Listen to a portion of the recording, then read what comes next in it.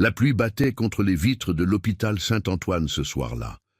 Je regardais les gouttes s'écraser et former des ruisseaux minuscules qui dévalaient la surface du verre. C'était comme si le ciel lui-même pleurait, en écho à ce tourment qui ne m'avait jamais vraiment quitté, même après toutes ces années. J'étais venu rendre visite à mon fils, Thomas, chirurgien traumatologue dans cet hôpital parisien renommé. 35 ans, brillant, le portrait craché de son père dans sa jeunesse, avec ses yeux bleus acier et cette détermination qui ne le quittait jamais. Son père, mon mari, disparu depuis si longtemps maintenant. Je m'appelle Elisabeth Mercier, j'ai 62 ans et j'ai consacré ma vie à mon fils après que notre vie de famille a été détruite par un homme dont je ne connaissais même pas le visage, jusqu'à aujourd'hui. Ce soir-là, j'avais apporté un plat de blanquette de veau à Thomas. Il adorait cette recette, celle que ma mère m'avait transmise et que je préparais toujours lors de nos dimanches en famille. Ces derniers temps, Thomas travaillait tellement qu'il oubliait souvent de manger correctement. J'avais pris l'habitude de lui apporter des plats préparés, comme le font toutes les mères qui s'inquiètent pour leurs enfants, même lorsqu'ils sont adultes et parfaitement capables de s'occuper d'eux-mêmes. J'attendais dans son bureau un petit espace encombré de livres médicaux et de dossiers. Sur les murs, quelques cadres, son diplôme de médecine obtenu avec mention, une photo de nous deux lors de sa remise de diplôme et un vieux cliché jauni par le temps. Thomas a 5 ans, assis sur les épaules de son père, Pierre. J'ai toujours gardé cette photo près de moi, comme un rappel de ce que nous avions été autrefois. Une famille heureuse, avant que tout ne s'écroule. La porte s'est ouverte brusquement.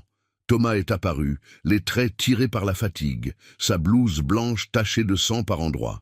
« Maman, qu'est-ce que tu fais là ?»« J'ai pensé que tu aurais faim, » ai-je répondu en désignant le Tupperware posé sur son bureau. « Tu n'as probablement pas eu le temps de manger aujourd'hui. » Il a souri de ce sourire fatigué mais sincère que je connaissais bien. « Tu me connais trop bien. Merci, mais je dois y retourner dans quelques minutes. On vient d'amener un patient en urgence, victime d'un accident de moto. C'est assez grave. » J'ai hoché la tête, habitué à ces interruptions. C'était le quotidien de Thomas, sauver des vies, raccommoder des corps brisés. J'étais immensément fier de lui, de ce qu'il était devenu malgré tout ce que nous avions traversé. « Je peux attendre, » ai-je dit. « Je prendrai un café à la cafétéria pendant que tu t'occupes de ton patient. » Thomas m'a embrassé sur la joue. « Ce ne sera pas long, je te retrouve là-bas dès que possible. » Mais au lieu de me diriger vers la cafétéria, j'ai été attiré par l'agitation qui régnait dans le couloir. Les urgences, c'était un monde à part, un tourbillon de blouses blanches, de brancards et de voix pressées. Je n'avais pas l'habitude de m'y aventurer, mais ce soir-là, une curiosité inexplicable me poussait à m'approcher. Peut-être était-ce le besoin de voir mon fils à l'œuvre, de comprendre un peu mieux son quotidien. J'ai suivi le mouvement jusqu'aux portes battantes qui menaient au service des traumatismes. À travers une vitre, j'ai aperçu Thomas et son équipe affairés autour d'un brancard. Le patient était un homme d'une 60aine d'années, le visage à moitié masqué par le matériel médical. Je ne pouvais distinguer que ses cheveux grisonnants et une partie de son profil. Une infirmière a découpé ses vêtements pour permettre aux médecins d'accéder à ses blessures. C'est à ce moment précis que je l'ai vu. La cicatrice, elle partait de son épaule droite et descendait en diagonale sur sa poitrine, une ligne blanchâtre, légèrement dentelée par endroits. Une cicatrice que Pierre m'avait décrite en détail, la dernière fois que je l'avais vue. Mon cœur s'est arrêté, mes jambes ont faibli. Je me suis appuyé contre le mur pour ne pas tomber. Ce n'était pas possible. Après toutes ces années, la mémoire est parfois cruelle dans sa précision. Malgré les décennies écoulées, je pouvais encore entendre la voix de Pierre ce soir-là, la veille de sa disparition. Si jamais il m'arrive quelque chose, cherche l'homme à la cicatrice qui traverse sa poitrine en diagonale. C'est lui qui détient toutes les réponses. Je n'avais jamais compris ces paroles, jamais su qui était cet homme à la cicatrice, ni pourquoi Pierre semblait si anxieux. Le lendemain, il avait disparu, laissant derrière lui un mot énigmatique. Je dois partir pour vous protéger, ne me cherche pas. Je reviendrai quand tout sera terminé. » Mais Pierre n'était jamais revenu. Malgré mes recherches, mes questions, les détectives privés que j'avais engagés, je n'avais jamais découvert ce qui lui était arrivé. Les autorités avaient finalement conclu à un abandon de famille, mais je n'y avais jamais cru. Pierre nous aimait, Thomas et moi. Jamais il n'aurait simplement disparu, et maintenant, comme par un cruel hasard du destin, l'homme à la cicatrice se trouvait là, sur une table d'opération, entre les mains de mon fils qui ignorait tout de cette histoire. J'ai reculé, tremblante, incapable de détacher mon regard de cet homme. Était-il la clé du mystère qui avait détruit notre famille? Savait-il ce qui était arrivé à Pierre? Était-il responsable de sa disparition? Une main s'est posée sur mon épaule, me faisant sursauter. « Madame Mercier, vous ne devriez pas être ici. » C'était le docteur Moreau, un collègue de Thomas que j'avais rencontré lors de plusieurs dîners. Son regard était empreint d'inquiétude. Je cherchais juste la cafétéria, ai-je balbutié. « C'est de l'autre côté, » a-t-il répondu gentiment. « Venez, je vais vous y conduire. » J'ai jeté un dernier regard à travers la vitre. L'homme était maintenant intubé, et Thomas se préparait à l'opérer. Mon fils allait sauver la vie de l'homme qui détenait peut-être le secret de la disparition de son père. Assise à la cafétéria, j'ai fixé ma tasse de café sans y toucher pendant de longues minutes. Mon esprit était en ébullition. Que devais-je faire? En parler à Thomas? Attendre que l'homme se réveille et l'interroger? Après toutes ces années, j'avais presque renoncé à découvrir la vérité. J'avais appris à vivre avec l'absence, avec les questions sans réponse. Mais maintenant, le destin semblait m'offrir une chance de comprendre enfin. Ma vie avait basculé cette nuit de novembre 1990. Thomas n'avait que 5 ans. Pierre, ingénieur en informatique pour une grande entreprise de défense, travaillait sur un projet confidentiel depuis des mois. Il rentrait tard, souvent préoccupé, mais refusait d'en parler. « Moins tu en sais, mieux c'est », me disait-il. Je respectais son silence, attribuant son comportement au stress professionnel. Puis, ce soir-là, il était rentré encore plus agité que d'habitude. Il avait vérifié les verrous de toutes les portes et fenêtres, tiré les rideaux, et m'avait parlé à voix basse pendant que Thomas dormait. « Elisabeth, je crois que je suis en danger. J'ai découvert quelque chose que je n'aurais pas dû voir, des documents, des transferts d'argent. Je ne peux pas t'en dire plus, mais c'est grave. » J'avais essayé de le calmer, de le raisonner. Peut-être interprétait-il mal la situation, peut-être était-ce simplement le surmenage qui lui faisait imaginer des conspirations. « Non !» avait-il insisté. « C'est réel, j'ai des preuves, et l'homme à la cicatrice, il est impliqué jusqu'au cou. Si jamais il m'arrive quelque chose, c'est lui qu'il faut chercher. » Le lendemain matin, Pierre n'était plus là. Son côté du lit était froid. Ses affaires personnelles avaient disparu, ainsi que notre voiture. Sur la table de la cuisine, ce simple mot « Je dois partir pour vous protéger ». Ne me cherche pas. Je reviendrai quand tout sera terminé. J'avais immédiatement alerté la police, mais leur enquête n'avait mené nulle part. La voiture avait été retrouvée abandonnée près de la gare, sans indice. Les collègues de Pierre avaient été interrogés, mais personne ne semblait savoir quoi que ce soit. Son employeur avait simplement déclaré qu'il travaillait sur des projets classifiés et ne pouvait fournir aucune information. Les semaines étaient devenues des mois, les mois des années. J'avais dû expliquer à Thomas que son père était parti, sans savoir moi-même pourquoi ni où.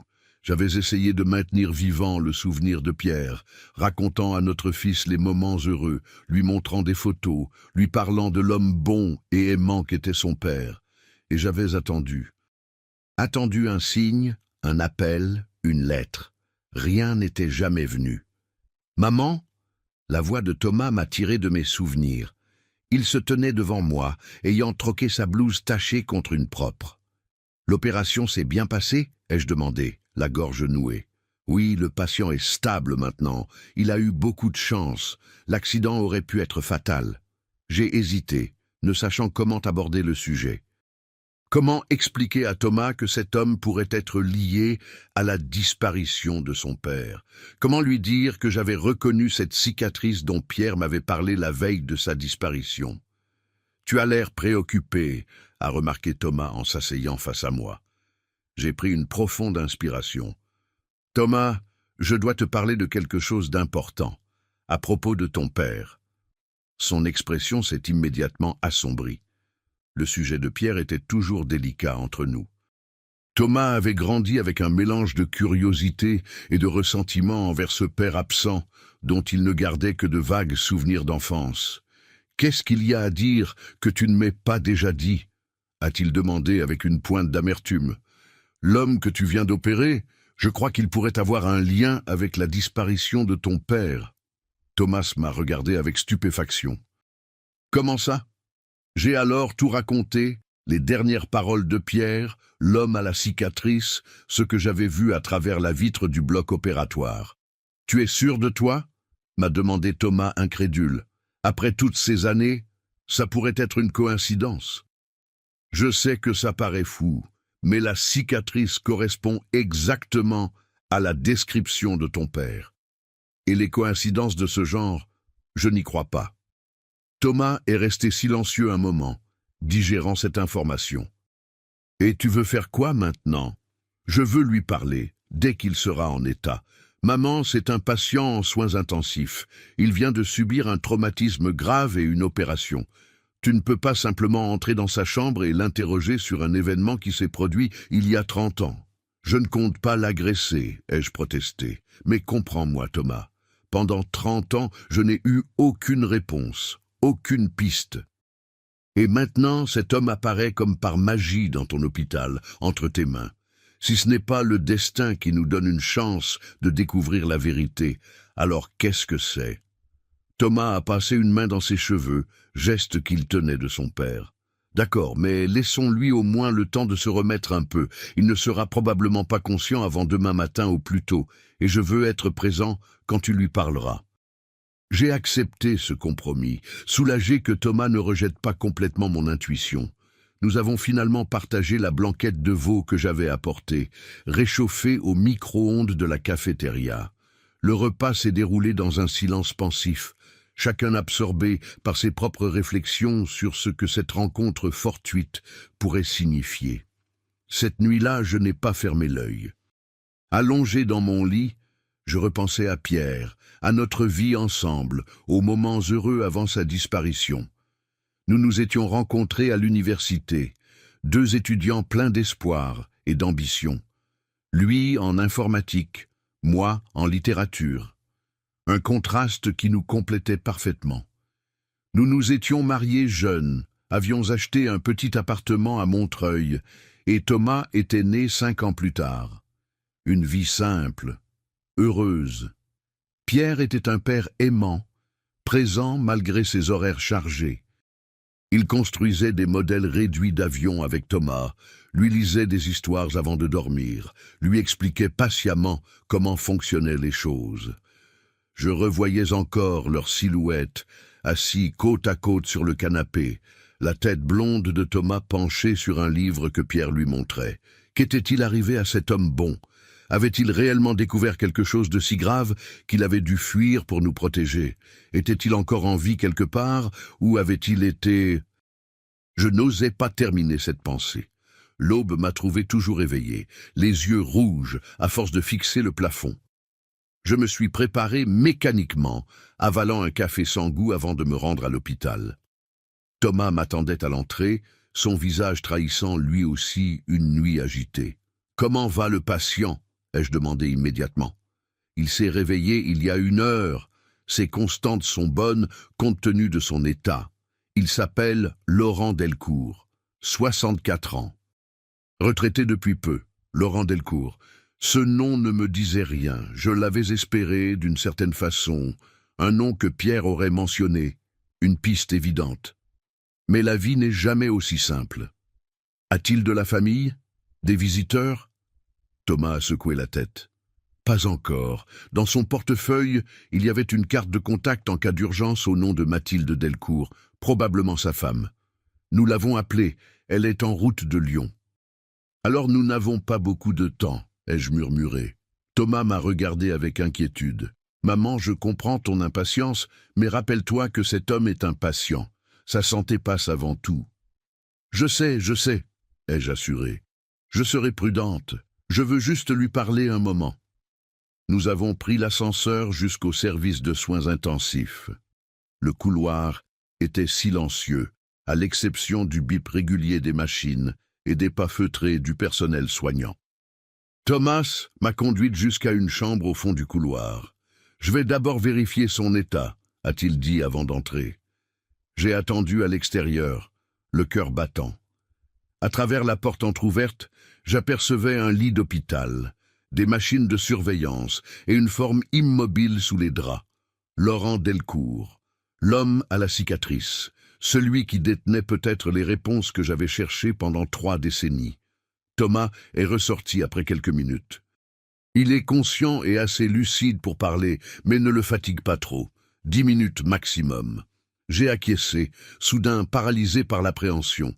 Que dirais-je à cet homme? Comment aborder le sujet? Et s'il refusait de me parler? Thomas a dû sentir mon hésitation. « Tu veux que je reste avec toi ?»« Non, ai-je décidé. Je préfère lui parler seul à seul, du moins au début. Attends-moi ici, s'il te plaît. » J'ai pris une profonde inspiration et suis entré dans la chambre. Laurent Delcourt était plus pâle que je ne l'avais imaginé, le visage marqué par la douleur malgré la morphine. Un bandage couvrait une partie de son torse, là où Thomas avait pratiqué l'opération. Ses cheveux gris étaient plaqués contre son front, et ses yeux, d'un bleu délavé, m'ont suivi lorsque je me suis approché du lit. « Bonjour, monsieur Delcourt », ai-je dit doucement. « Je m'appelle Elisabeth Mercier.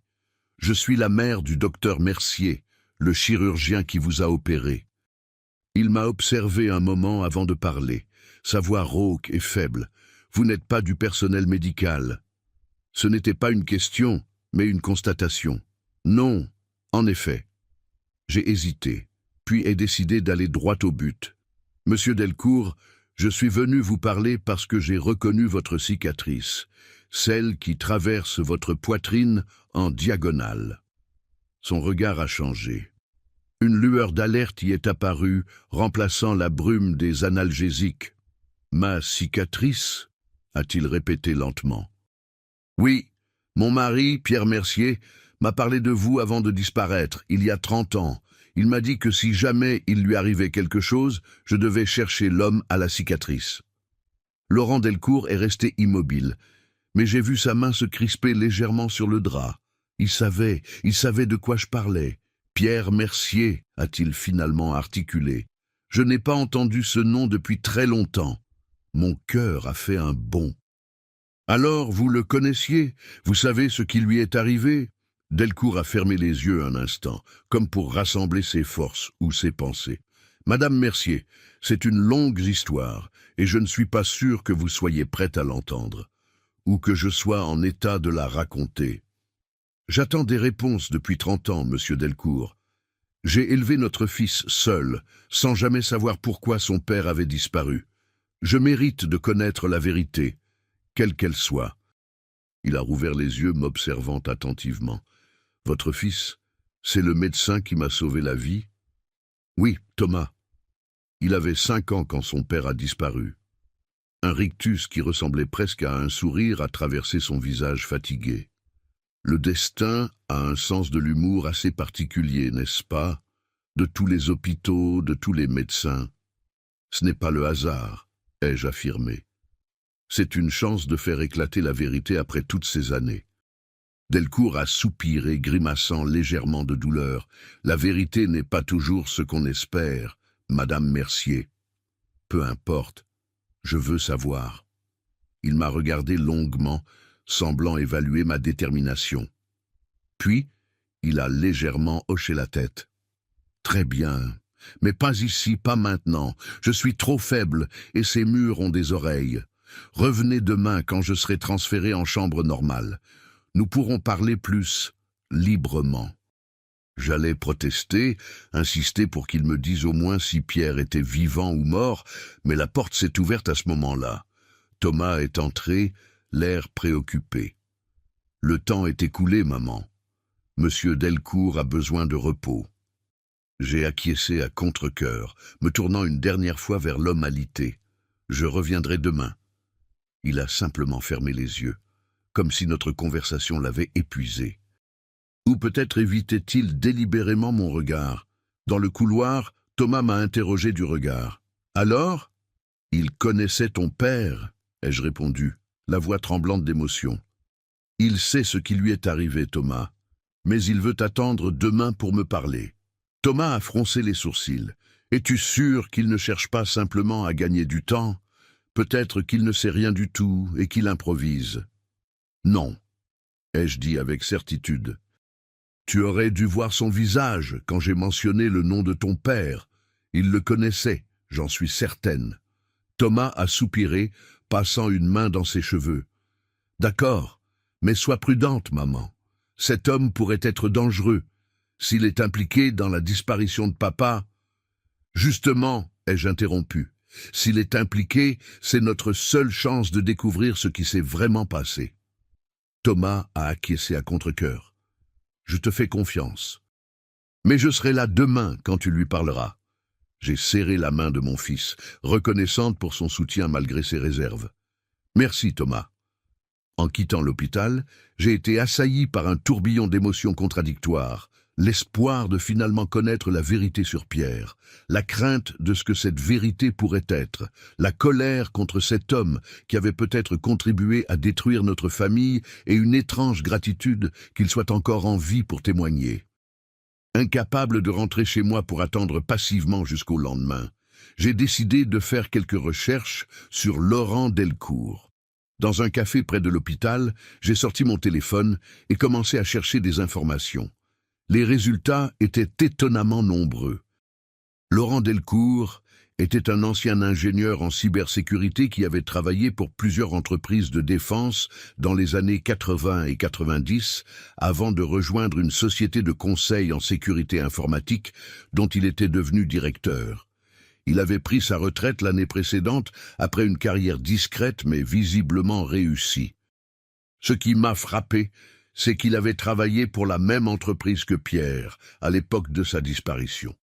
Systèmes intégrés de défense, une filiale d'un grand groupe d'armement. Était-ce là qu'ils s'étaient connus? Était-ce lié au projet confidentiel sur lequel Pierre travaillait? J'ai continué mes recherches, trouvant quelques articles mentionnant Delcourt dans des conférences sur la sécurité informatique, une interview dans une revue spécialisée où il parlait des menaces cybernétiques émergentes. Rien de particulièrement révélateur. Puis, j'ai découvert un article de presse datant de 1991, soit quelques mois après la disparition de Pierre. Scandale chez SID, des données sensibles compromises. L'article mentionnait brièvement qu'un ingénieur nommé Laurent Delcourt avait alerté la direction sur une possible fuite d'informations classifiées. L'affaire avait été rapidement étouffée, l'entreprise déclarant qu'il s'agissait d'une erreur d'interprétation et qu'aucune donnée n'avait été compromise.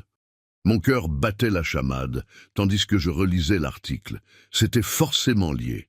Pierre avait parlé de documents qu'il avait découverts, de quelque chose de grave. Et maintenant, je découvrais que Delcourt avait signalé une fuite quelques mois après la disparition de mon mari.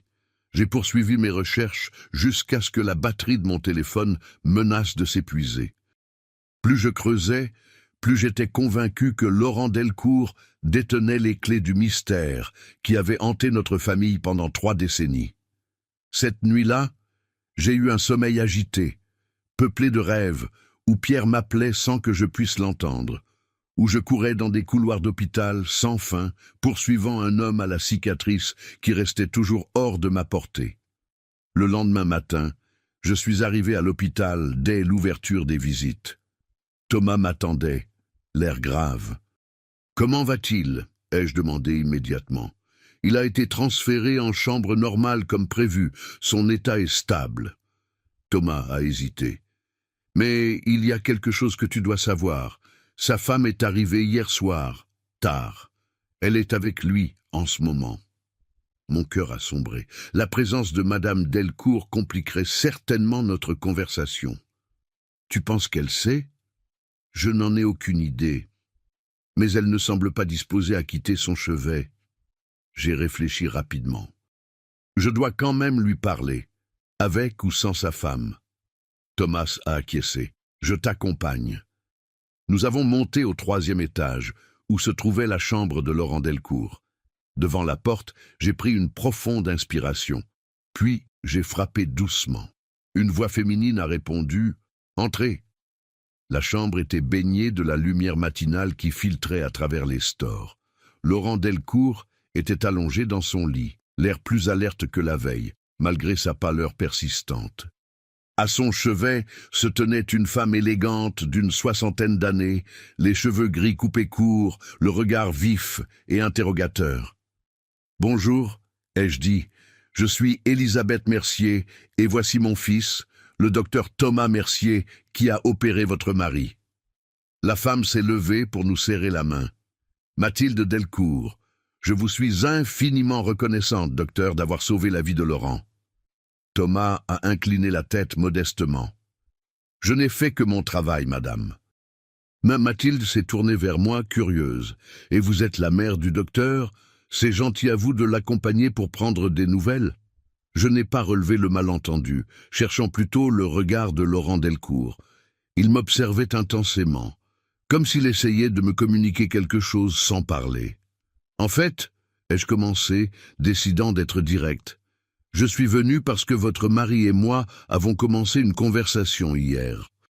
Au sujet de mon mari, Pierre Mercier, qui a disparu il y a 30 ans. » Mathilde a froncé les sourcils, se tournant vers son mari avec surprise. « Laurent ?» Delcourt a soupiré profondément. « C'est vrai, Mathilde. Madame Mercier est la femme de Pierre. » Le visage de Mathilde s'est transformé, passant de la confusion à une sorte de compréhension résignée. « Oh, je vois. » Ce simple échange m'a confirmé que Mathilde Delcourt savait quelque chose. Elle n'avait pas demandé qui était Pierre, ni pourquoi je pensais que son mari pourrait avoir des informations sur sa disparition. Elle avait simplement dit « Oh, je vois », comme si ce nom expliquait tout. « Vous savez qui est mon père ?» a demandé Thomas, la voix tendue. Mathilde et Laurent ont échangé un regard, semblant communiquer silencieusement. Finalement, Laurent a hoché la tête. « Asseyez-vous », a-t-il dit en nous indiquant les chaises près du lit. « Cette histoire a attendu 30 ans. Elle peut bien attendre que vous soyez confortablement installés. » J'ai obéi mécaniquement, le cœur battant si fort que je craignais qu'il ne soit audible dans toute la pièce. Thomas s'est assis à côté de moi, son visage professionnel de médecin remplacé par celui d'un fils anxieux d'entendre parler de son père disparu. Laurent Delcourt s'est redressé légèrement dans son lit, grimaçant à cause de ses blessures. Mathilde lui a tendu un verre d'eau qu'il a bu lentement avant de commencer. Pierre Mercier et moi travaillions ensemble chez Systèmes Intégrés de Défense au début des années 90. Nous n'étions pas exactement amis, plutôt des collègues qui se respectaient mutuellement. Pierre était brillant, l'un des meilleurs ingénieurs que j'ai connus. Il a marqué une pause, semblant choisir soigneusement ses mots. En 1990, SID travaillait sur un contrat gouvernemental classifié, un système de cryptage, avancé destiné aux communications militaires. Pierre et moi faisions partie de l'équipe principale, avec quelques autres ingénieurs et notre chef de projet, Vincent Mallet. Ce nom ne me disait rien. Pierre ne l'avait jamais mentionné. Au cours du développement, Pierre a commencé à remarquer des anomalies dans le code, des portes dérobées, comme on les appelle, des failles délibérément introduites dans le système qui permettraient à quelqu'un d'accéder aux communications sécurisées. Au début, il pensait à une erreur, mais en creusant davantage, il a découvert que ces failles étaient sophistiquées, intentionnelles. Thomas s'est penché en avant, captivé par le récit. Et ces failles, qui les avait introduites? Laurent a échangé un nouveau regard avec sa femme avant de répondre. Vincent Mallet, notre chef de projet. Il travaillait secrètement pour un gouvernement étranger. Il vendait nos secrets, sabotait nos systèmes de l'intérieur. Pierre l'a découvert, ai-je murmuré, les pièces du puzzle commençant à s'assembler. Oui, a confirmé Laurent. Et il a fait ce qu'il croyait juste. Il m'en a parlé, à moi, le responsable de la sécurité du projet. Il m'a montré les preuves, les anomalies dans le code, des copies de communication suspectes entre Mallet et ses contacts étrangers. « Et vous l'avez cru ?» a demandé Thomas. Le visage de Laurent s'est assombri. Non, du moins, pas immédiatement. Vincent Mallet était respecté, influent. L'accusé d'espionnage semblait absurde. J'ai promis à Pierre que j'examinerais ses preuves, mais en réalité, j'ai d'abord parlé à Mallet. J'ai retenu mon souffle. Vous l'avez trahi. Laurent a baissé les yeux. Je ne le voyais pas comme ça à l'époque. Je pensais faire preuve de prudence, éviter une accusation qui pourrait ruiner la carrière d'un innocent si Pierre se trompait. Mais il ne se trompait pas, ai-je dit, la colère montant en moi. Non, a admis Laurent. Mallet était bien un espion, et quand il a su que Pierre l'avait démasqué, il est devenu dangereux. Thomas s'est levé brusquement. Qu'avez-vous fait? Qu'est-il arrivé à mon père? Mathilde a posé une main apaisante sur le bras de Laurent, qui semblait épuisé par ses révélations. « Dois-je continuer » a-t-elle demandé doucement à son mari. Il a acquiescé. Mathilde s'est tournée vers nous. La nuit où Pierre a disparu, Vincent Mallet avait engagé des hommes pour l'éliminer, lui et sa famille. Vous étiez tous en danger. J'ai porté une main à ma bouche, horrifié. Pierre le savait? Oui, a répondu Mathilde. Laurent l'a averti juste à temps.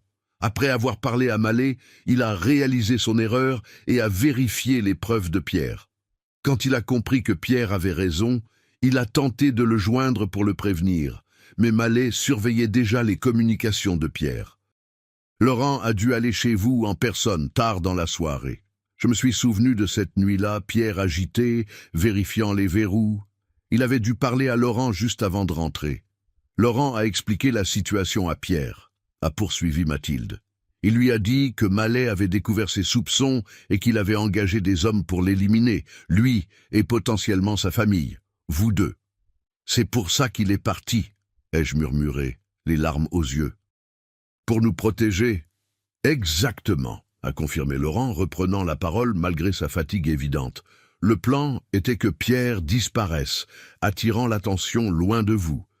Pendant ce temps, nous rassemblerions les preuves contre Mallet et les présenterions aux autorités appropriées. « Mais pourquoi n'est-il jamais revenu ?»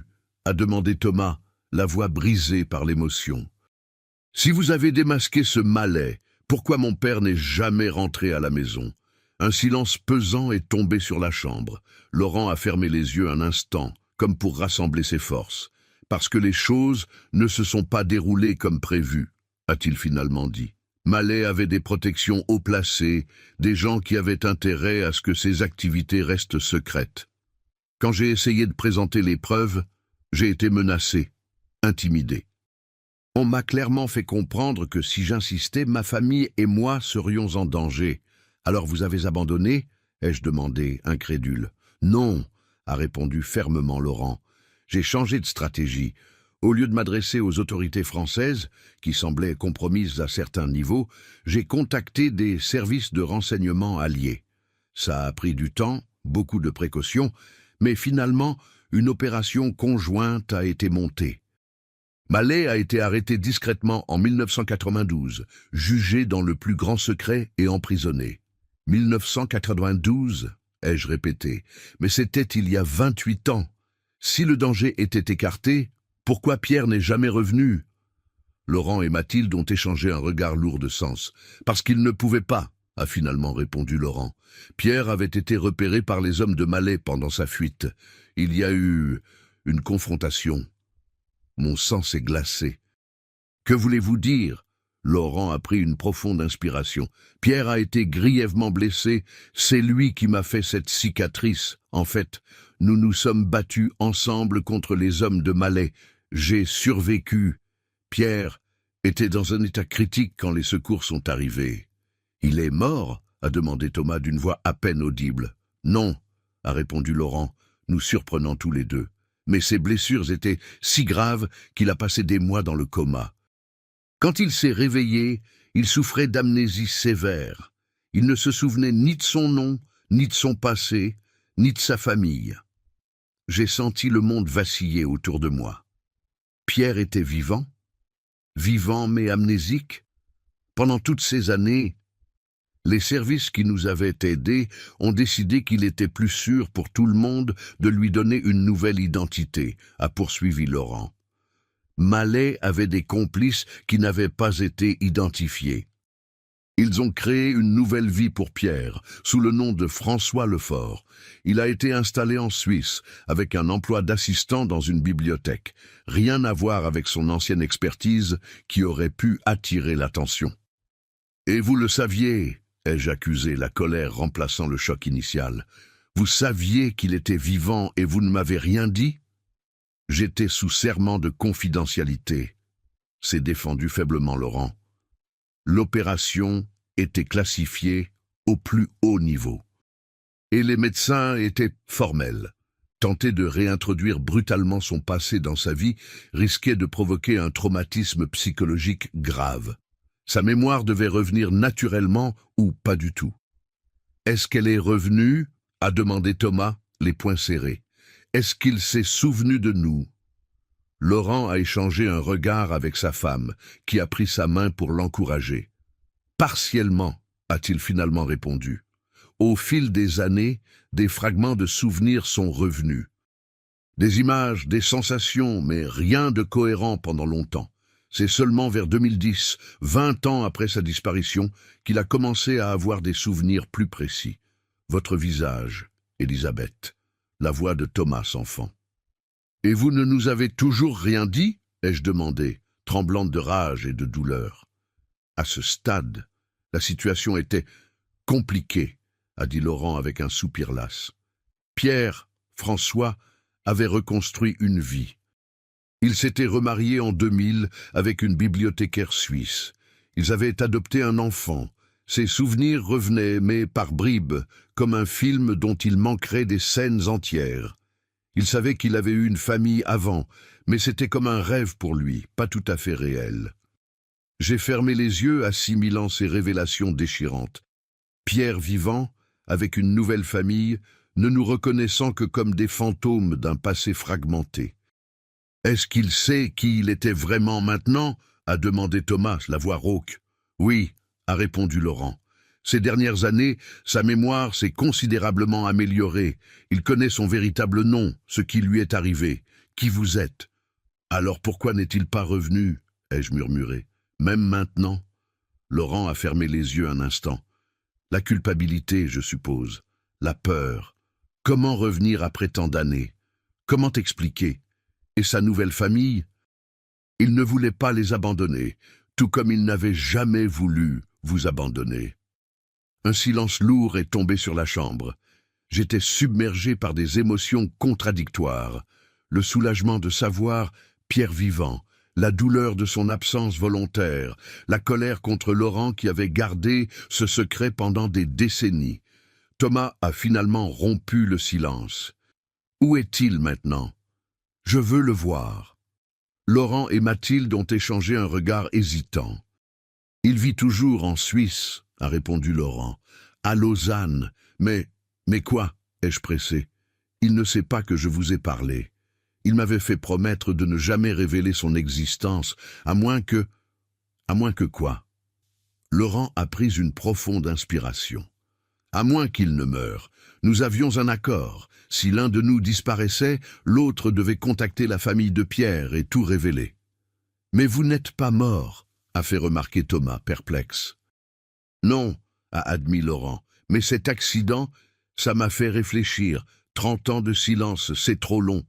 Vous méritez de savoir la vérité, même si Pierre, François, n'est pas prêt à vous revoir. Mathilde a posé une main sur le bras de son mari. Laurent et moi en avons discuté toute la nuit. Nous pensons qu'il est temps de réparer cette injustice, même si Pierre n'est pas d'accord. J'ai secoué la tête, incrédule. Vous me dites que mon mari est vivant depuis 30 ans, qu'il a retrouvé la mémoire et qu'il a délibérément choisi de ne pas revenir vers nous? Ce n'est pas aussi simple, a protesté faiblement Laurent. Le traumatisme, la culpabilité, sa nouvelle vie? Je veux son adresse, ai-je coupé fermement. Je veux le voir. Laurent a hésité, puis a acquiescé lentement. Je comprends. Mathilde, peux-tu... Sa femme a sorti un carnet de son sac et y a noté quelque chose avant de me tendre la page arrachée. Voici son adresse et son numéro de téléphone. Mais je vous en prie, soyez prudente. Cette révélation pourrait être un choc pour lui aussi. J'ai pris le papier d'une main tremblante, fixant les chiffres et les lettres qui me conduiraient à Pierre après toutes ces années. François Lefort, un étranger qui était mon mari. Thomas s'est levé, le visage fermé. Merci pour ces informations, monsieur Delcourt. Je vous laisse vous reposer maintenant. Un collègue prendra ma relève pour votre suivi médical.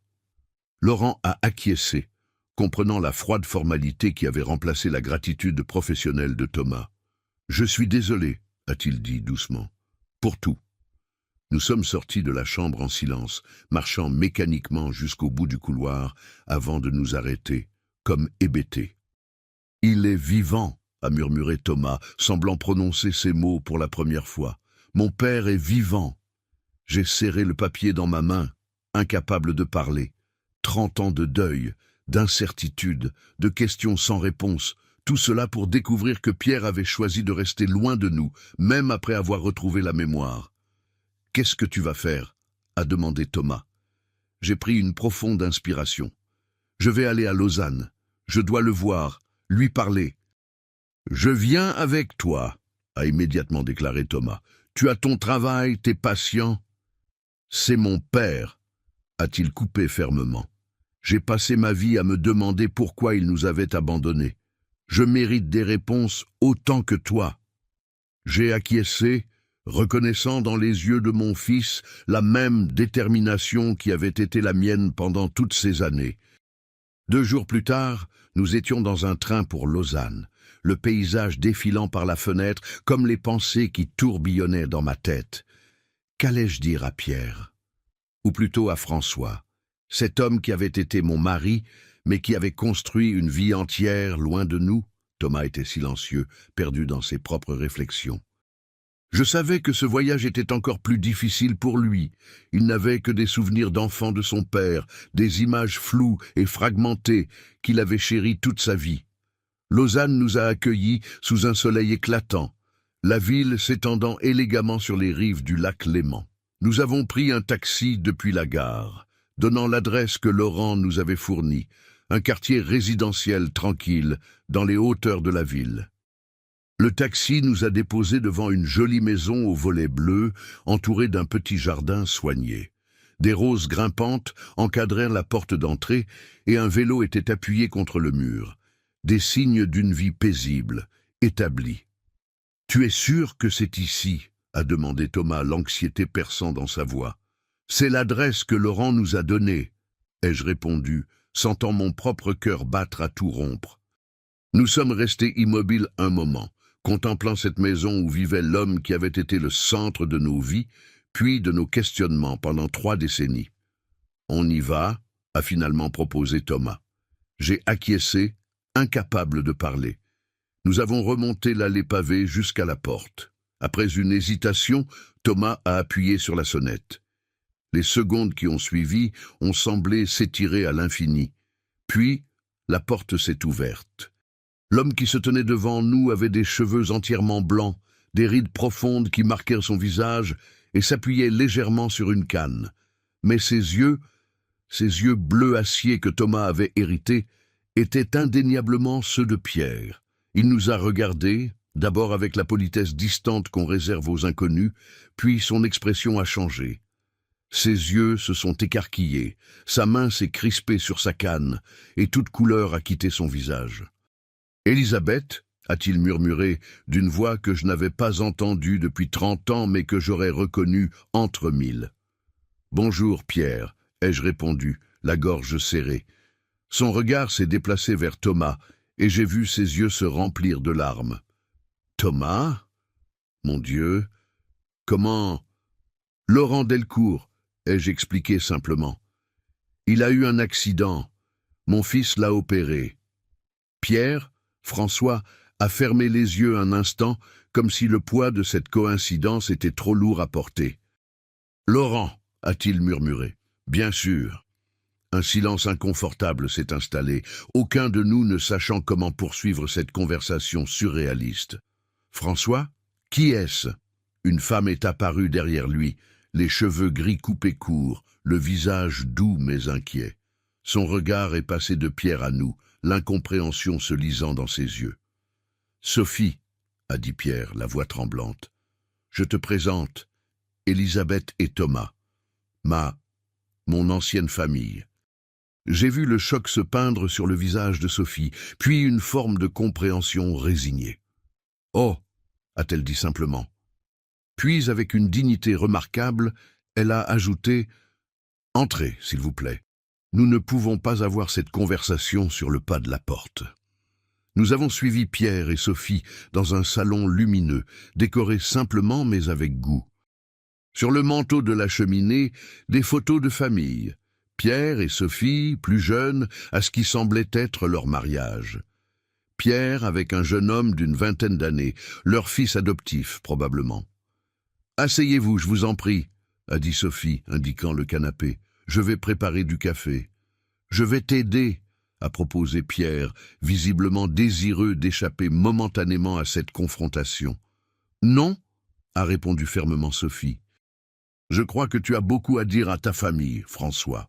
Ou devrais-je dire Pierre ?» Il a baissé les yeux, acquiesçant sans un mot. Sophie a quitté la pièce, nous laissant seuls avec cet homme qui était à la fois si familier et si étranger. Pierre s'est assis face à nous, ses mains ridées, tremblant légèrement. « Je suppose que Laurent vous a tout raconté, a-t-il commencé ? Il nous a dit ce qui s'était passé, ai-je confirmé. La trahison de Mallet, ta fuite, l'attaque, ton amnésie. Mais ce que je ne comprends pas, Pierre, c'est pourquoi, quand ta mémoire est revenue, tu n'as pas cherché à nous recontacter. » Il a passé une main fatiguée sur son visage. « C'est compliqué, Elisabeth. Nous avons 30 ans à rattraper, » a répondu sèchement Thomas. « Je pense que nous avons le temps pour compliquer. » Pierre a regardé son fils, une douleur évidente dans les yeux.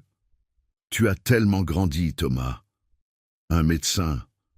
Je suis tellement fier. » « Ne change pas de sujet, » a répliqué Thomas, la voix tremblante d'émotion contenue. « Pourquoi n'es-tu jamais revenu ?» Pierre a pris une profonde inspiration. « Quand je me suis réveillé du coma, je ne savais plus qui j'étais. Les médecins m'ont dit que je m'appelais François Lefort, que j'avais été victime d'un accident. Pendant des années, j'ai vécu avec cette identité, essayant de reconstruire une vie dont je ne me souvenais pas. Laurent nous l'a expliqué, ai-je dit. Mais ta mémoire est revenue. Tu savais qui tu étais réellement. Pas tout d'un coup, a-t-il corrigé doucement. C'était d'abord des fragments, des rêves.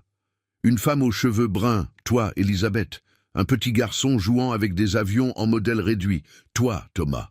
Mais ces souvenirs étaient comme des films que j'aurais vus, pas comme ma propre vie. Il a marqué une pause, cherchant ses mots. Quand j'ai rencontré Sophie, j'étais François depuis près de 10 ans. Nous nous sommes mariés, avons adopté Julien.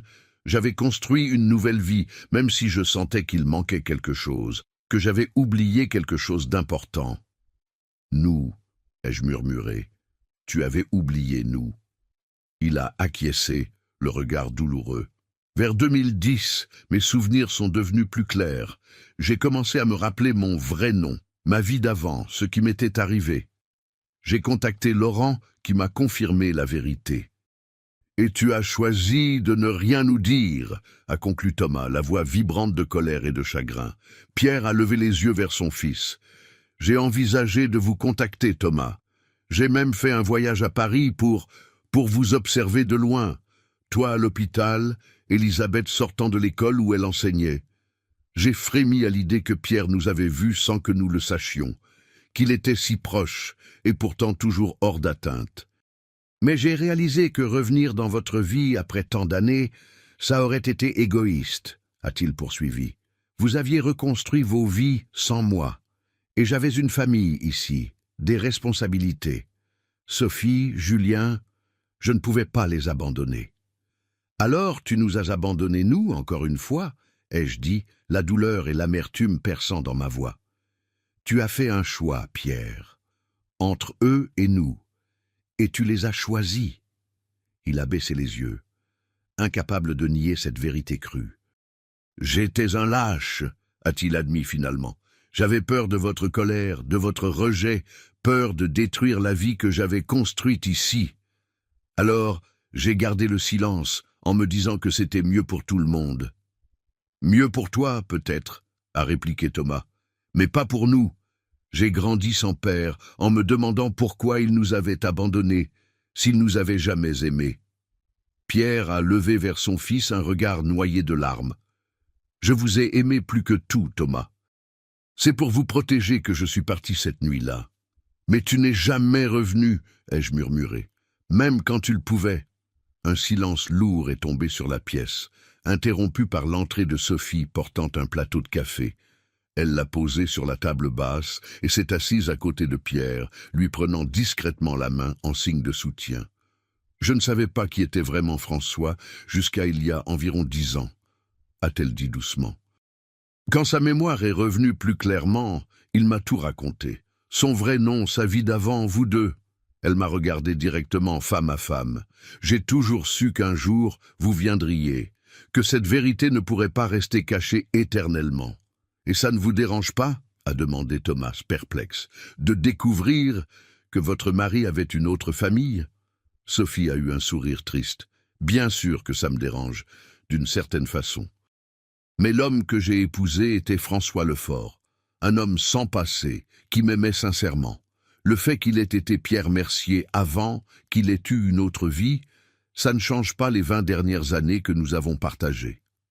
J'ai observé cette femme remarquable, ressentant un mélange complexe d'émotions, jalousie, respect, une étrange forme de reconnaissance pour avoir pris soin de Pierre quand je ne le pouvais pas. Je ne suis pas venu pour le reprendre, ai-je précisé doucement. Je voulais juste comprendre, savoir ce qui s'était vraiment passé. Pierre a serré la main de Sophie, puis m'a regardé, moi, puis Thomas. Je ne mérite pas votre pardon. Je vous ai causé une souffrance immense, et rien ne pourra jamais réparer cela. Mais je voudrais, si vous le permettez, essayer de retrouver une place dans vos vies. Pas comme avant, ce temps est révolu, mais peut-être comme un ami, un père absent qui essaie de se rattraper. Thomas a gardé le silence un long moment, puis a finalement parlé, la voix rauque d'émotion. J'ai passé ma vie à me demander pourquoi tu étais parti, à imaginer toutes sortes de scénarios, que tu ne nous aimais pas assez, que tu avais une autre femme, que tu étais mort quelque part. Et maintenant, je découvre que tu étais vivant, que tu savais qui nous étions, et que tu as choisi de rester loin de nous. Pierre a encaissé ces mots sans protester, les acceptant comme la juste conséquence de ses actes. Je ne sais pas si je peux te pardonner, a poursuivi Thomas. Pas maintenant, peut-être jamais, mais je veux connaître l'homme que tu es devenu, mon père, ou François, ou qui que tu sois maintenant. Pierre a hoché la tête, les larmes coulant librement sur ses joues. C'est plus que je ne mérite, Thomas. Merci.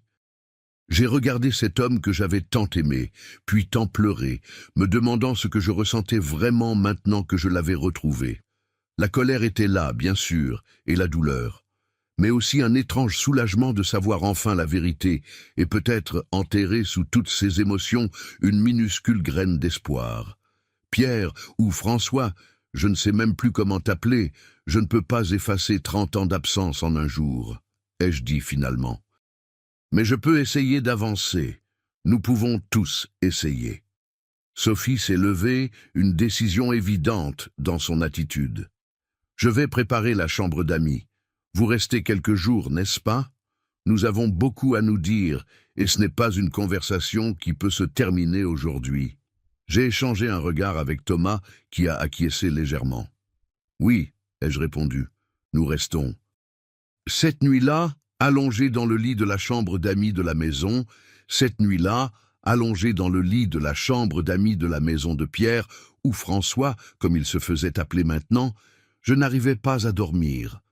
Les événements de la journée tournaient en boucle dans ma tête, comme un film dont je ne pouvais interrompre la projection. 30 ans d'absence, de questions, de douleurs.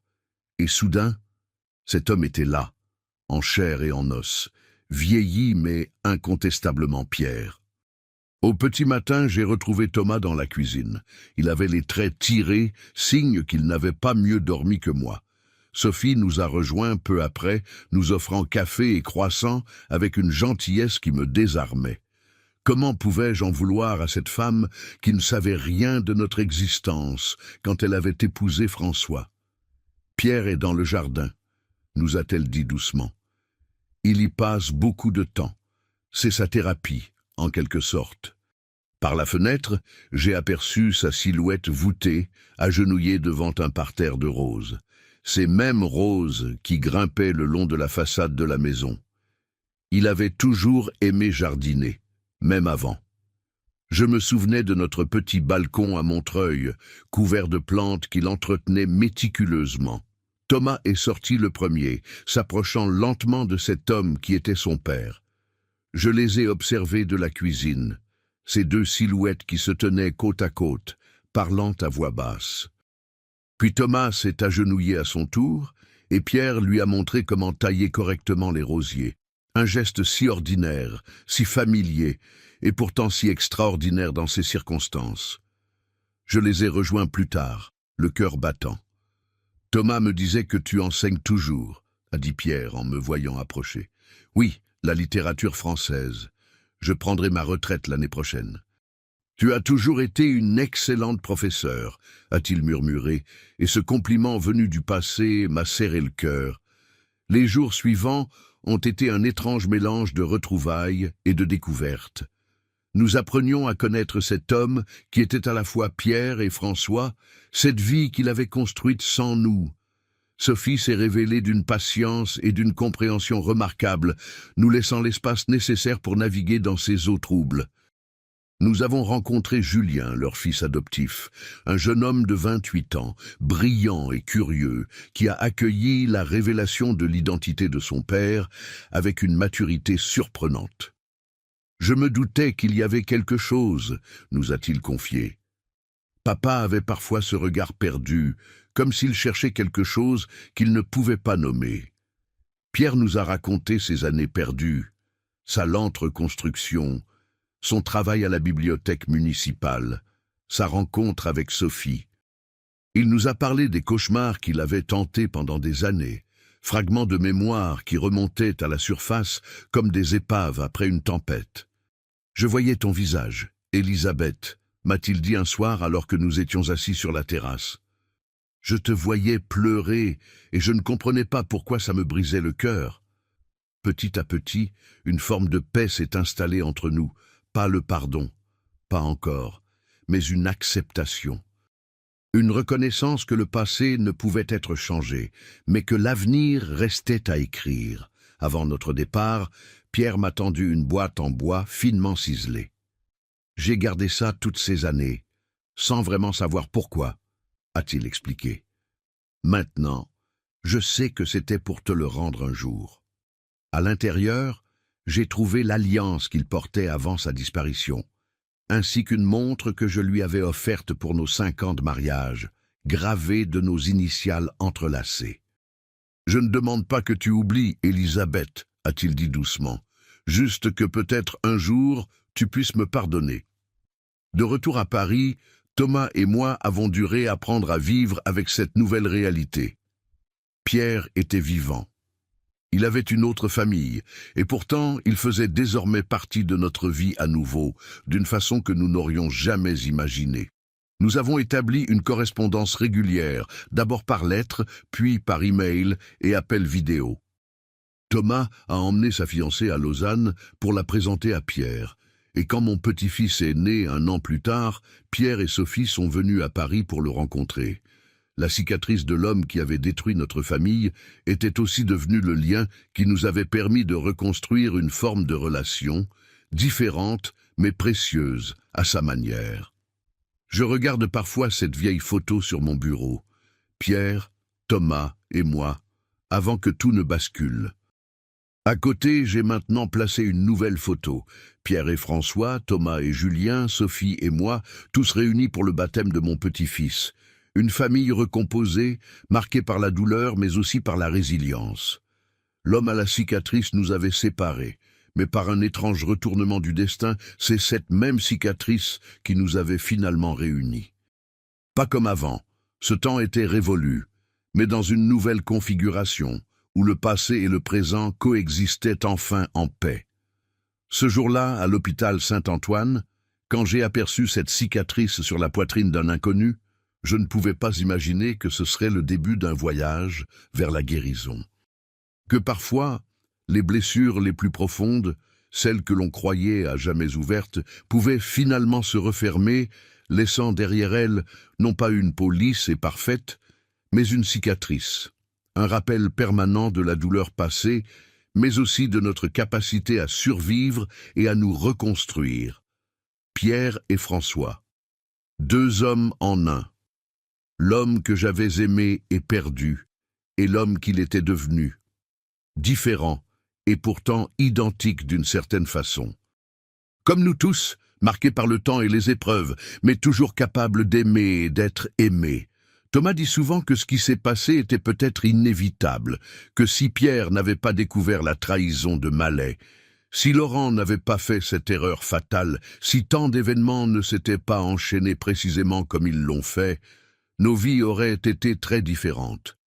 Meilleures, pires, impossible à dire. Ce que je sais, c'est que la vie ne nous offre pas toujours les fins heureuses parfaites des contes de fées. Parfois, elle nous donne simplement la chance de comprendre, d'accepter, et peut-être, un jour, de pardonner. Lorsque je regarde Pierre aujourd'hui, je vois les traces du temps sur son visage, les marques d'une vie que je n'ai pas partagée. Je ressens encore parfois cette douleur sourde, ce sentiment d'injustice face aux années volées. Mais je vois aussi les yeux de l'homme que j'ai aimé, le père de mon fils, et je sais que malgré tout ce qui s'est passé, une part de lui nous est revenue. La cicatrice qui traverse sa poitrine n'est plus pour moi le symbole d'une trahison, mais celui d'un combat, pour la vérité, pour la survie, et finalement pour la réconciliation. Une ligne blanchie par le temps qui raconte une histoire de perte, de souffrance, mais aussi de résilience. Comme toutes les cicatrices, elle restera à jamais. Mais avec le temps, elle a cessé de faire mal.